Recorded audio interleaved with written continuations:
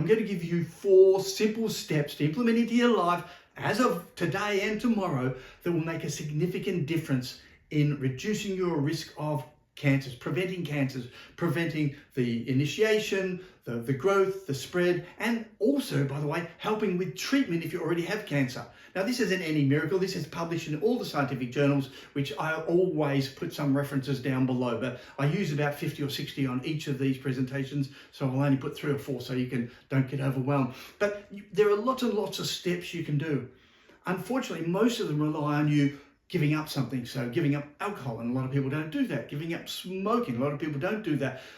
Well, guess what? By the way, I was actually involved in smoking legislation 35 years ago. It was our study, our research, the measuring and monitoring that we did, and the report that we gave the government, which led to Western Australia being the first to ban smoking in clubs and pubs in WA, and then ultimately around Australia. So our paper, our research led to that. That's a little bit of my background, as well as researching and teaching in environmental toxicology for 20 years. Coming back to this though, when it comes to cancer, the critical thing is prevention, not treatment.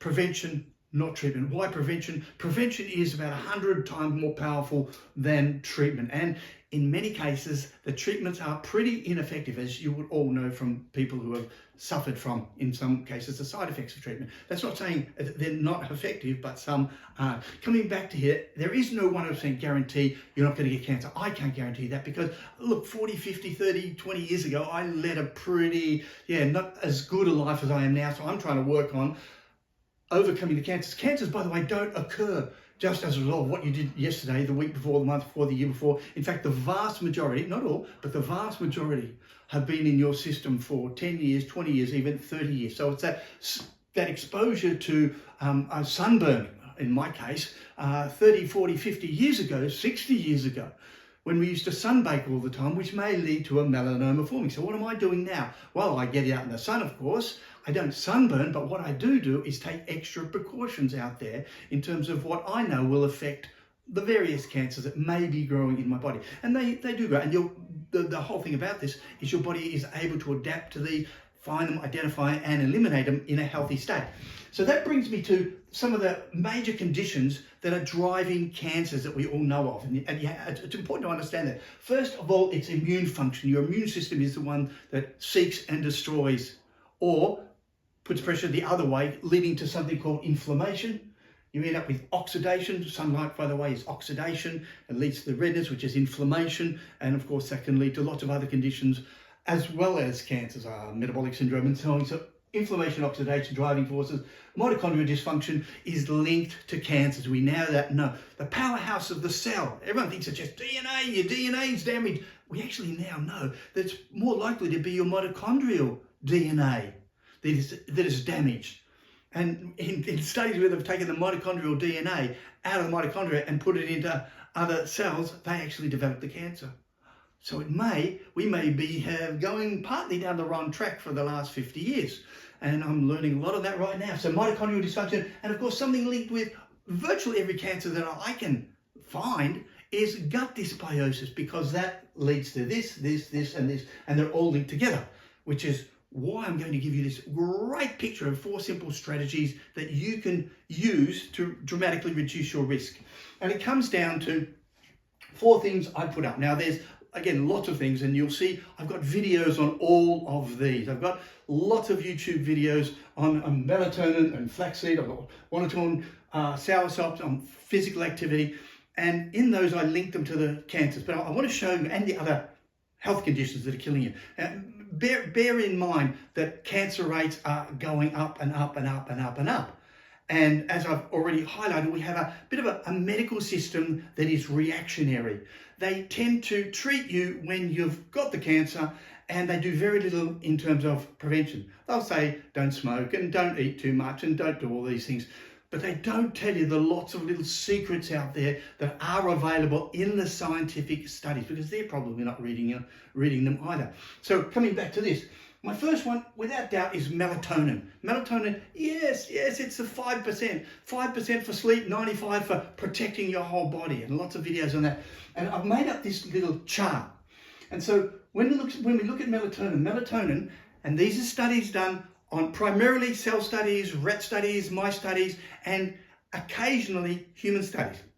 But in the case of melatonin, they use melatonin in the treatment as well because it helps ameliorate the effects of the radiotherapy and chemotherapy and helps in healing and does all these other wonderful benefits out there, which is why I'm always on about melatonin.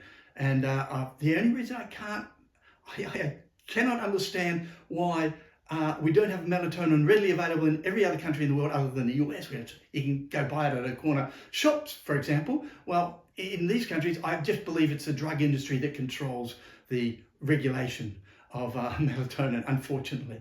So coming back to it, melatonin, it's been shown to lower the risk of breast cancer, lung cancer, colorectal cancer, follow the blue line, prostate cancer, liver cancer, follow it down, endometrial and or ovarian cancer, melanoma.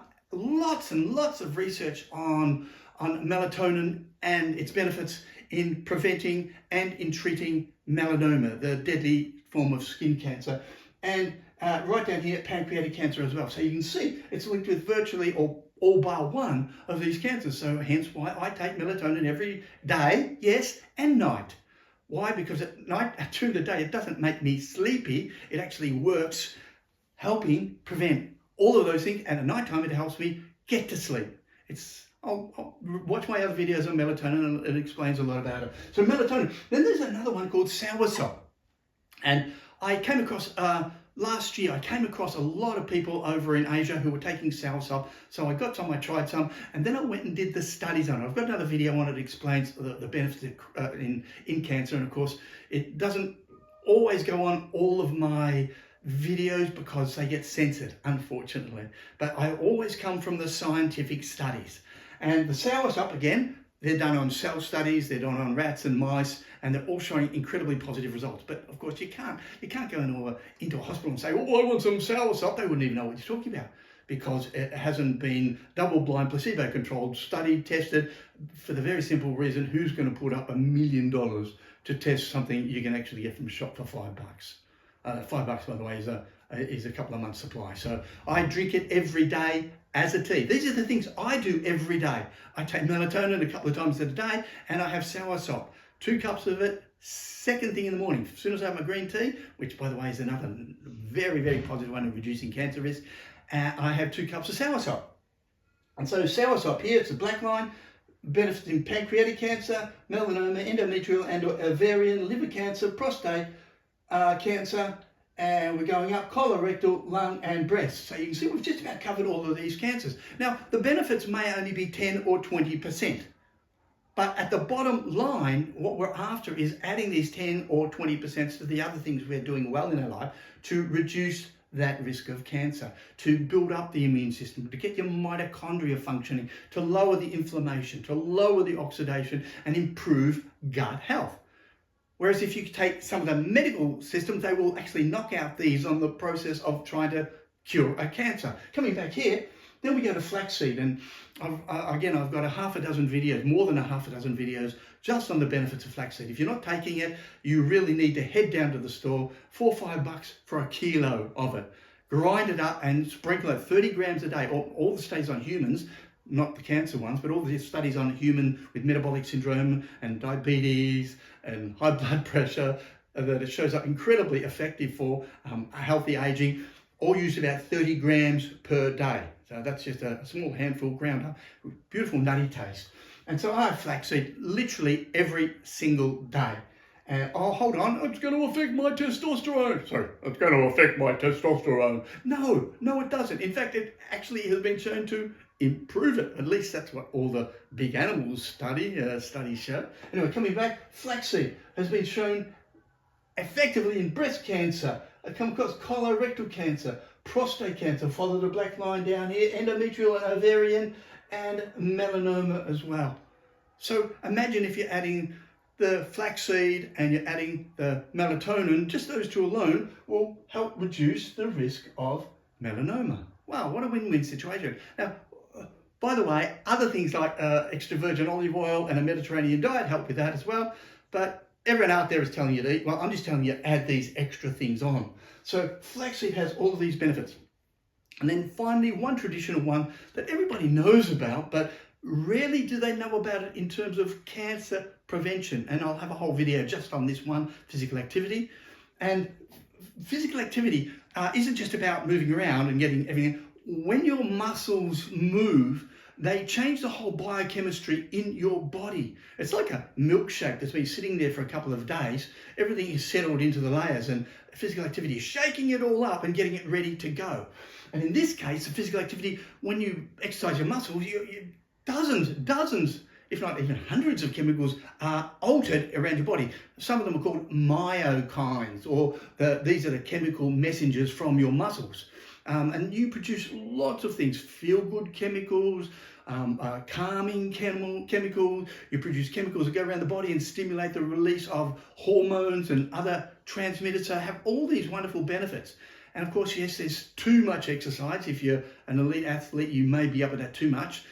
Some people say it's too much. No, you need at least a half an hour. And I'm not going into particular types here. It's just about getting up and moving around. And I do that every day. I do a couple of hours of activity, whether it's the gym, the swim, the walk. And that's what we need to build it in. Build it into your day.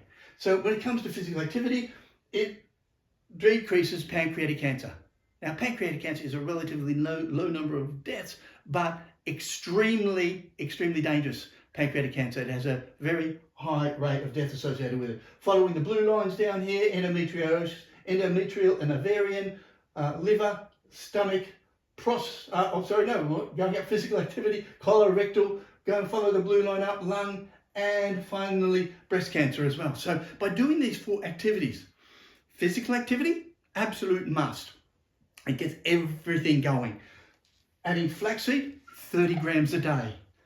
Soursop, a simple tea you can make, very easy, very cheap, very cost effective, and I enjoy having it in the morning.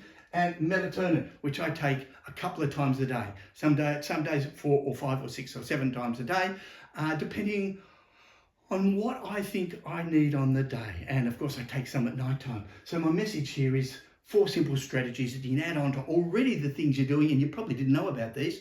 Now, if you didn't know, or you did know, write a comment below, tick the boxes, share it with your friends, and make a comment, ask a question. I'd love to interact with you. Stay tuned and make sure you subscribe to my channel, because there's lots more good information coming.